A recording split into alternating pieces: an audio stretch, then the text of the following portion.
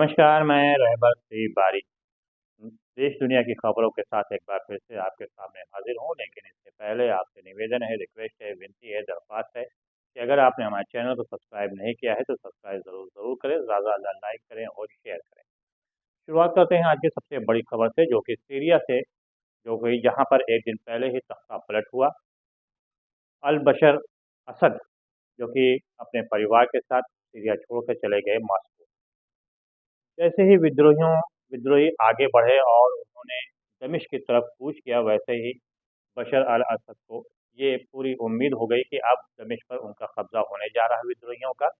और ये भागते हुए फौरन ही उन्होंने फ्लाइट पकड़ी और अपने परिवार के साथ पहुंच गए, मॉस्को पहुंच गए। और इसकी पुष्टि भी मॉस्को के अखबारों ने कर दिया है कि वो अपने परिवार के साथ यहाँ पे आए हैं और मानवीय अधिकार के आधार पर उनको यहाँ पर शरण दिया गया।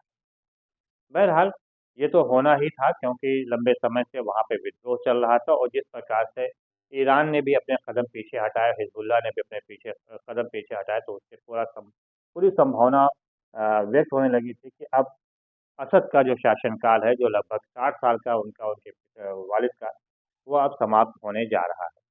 वहीं विद्रोहियों की बात किया जाए तो बड़ी तेजी के साथ वो दमिश्क की तरफ आगे बढ़े और ऐसा लगा कि जो सीरियाई सेना है उसने उनके सामने लड़ने के बजाय हथियार डालना शुरू कर दिया। कुछ वीडियो ऐसे भी आए जिसमें सीरियाई सेना के जो लोग थे, सैनिक थे, वो गुस्से में थे, गुस्से में आके उन्होंने हथियार फेंका और ये कहते हुए सुने गए कि यहाँ की जो सरकार है, असद सरकार है, उसने उनको इन विद्रोहियों के हाथ बेच दिया।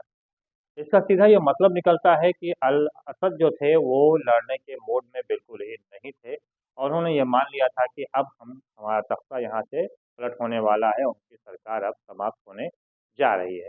और यही वजह है कि बगैर खून खराबा हुए तख्ता पलट हो गया और अब पूरे सीरिया पर विद्रोहियों का कब्जा हो गया है। एक दिन पहले रात में ही, कल देर रात ही कब्जा करने के बाद में ही जो जुलानी हैं, जो अल मोहम्मद जुलानी विद्रोहियों के जो सिपहसालार हैं, उन्होंने बड़ी मस्जिद में जाकर बाकायदा भाषण दिया। उन्होंने कहा कि आज सीरिया के लिए सबसे अच्छा दिन है और सीरिया आज़ाद हो गया। अब यहाँ पे तानाशाही खत्म हो गई और जमहूरियत कायम होने जा रही है।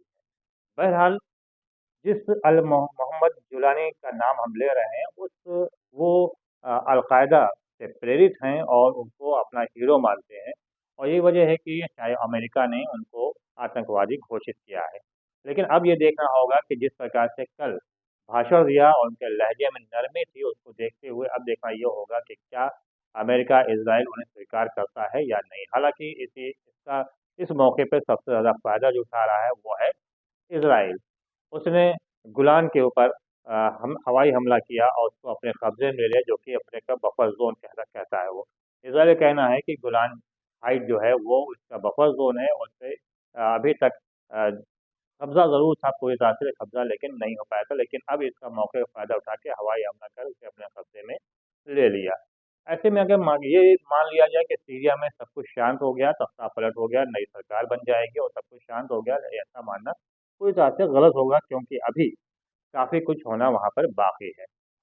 एक ये भी बात सामने आ रही है कि ऐसे मौके पर ईरान, जो कि असद के काफ़ी करीब था, ईरान ने साथ नहीं दिया, हिजबुल्लाह ने साथ नहीं दिया और रूस से भी साथ नहीं दिया। उसकी बड़ी वजह ये थी क्योंकि असद ने ईरान से समर्थन तो मांगा, लेकिन पूरी मजबूती के साथ लड़ने का प्रयास नहीं किया। और जब ये देखा ईरान ने, तो ईरान ने अपनी सेना भेजने से भी रोक दिया।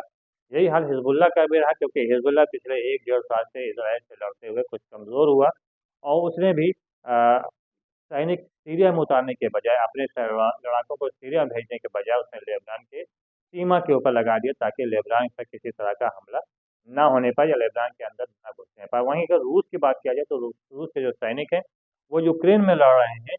ऐसे में रूस ने हवाई हमला ज़रूर किया, लेकिन उससे अपने सैनिक नहीं उतारे। यही वजह रही कि असद अकेले अलग थलग पड़े और इसके पूरा फायदा विद्रोहियों ने उठाया और 1 हफ्ते के अंदर जो नाटकीय घटनाक्रम हुआ, उसने दमिश्क के ऊपर जाकर कब्जा कर लिया।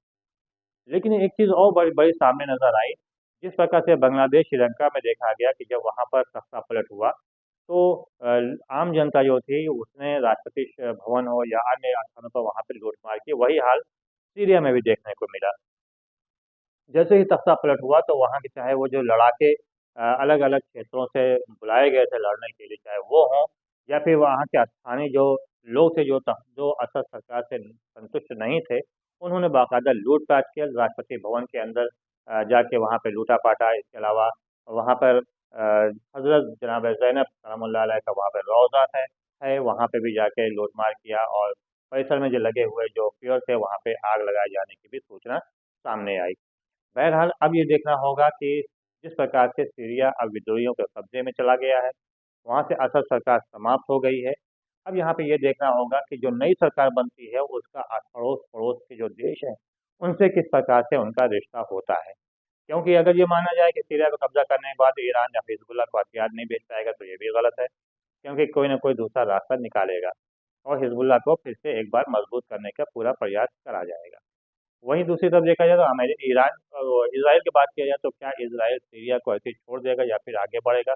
फ़लस्तीन की आज़ादी की जो बात चल रही थी, वो फ़लस्तीन की आज़ादी की बात भी अब थमती हुई नज़र आ रही है। तो वहीं दूसरी तरफ एक और भी बात सामने आ रही है, वो ये कि हमास और इज़राइल के बीच शीत युद्ध मतलब सीज़ फायर होने की बात शुरू हुई है और इसमें कतर और तुर्की दोनों मध्यस्थता कर रहे हैं और शायद संभावना व्यक्त की जा रही है कि शीघ्र ही दोनों के बीच सीज़ फायर हो भी सकता है, क्योंकि हमास ने अभी एक दिन पहले एक वीडियो जारी किया, जिसमें उसने उन बंधकों को दिखाया, जिसमें कुछ बंधक 2-3 बंधक थे जो इज़राइल से बंधक बनाया गया था।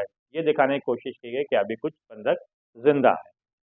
अब यहाँ पे अमेरिका का भी सवाल था कि अमेरिका किस प्रकार से इस सरकार को स्वीकार करता है। बहरहाल तो आने वाला वक़्त बताएगा कि सीरिया में अभी हालात और कैसे-कैसे होते हैं, ये आने वाले समय में जानकारी हो सकेगी। फिलहाल बाकी भाई को दीजिए इजाज़त।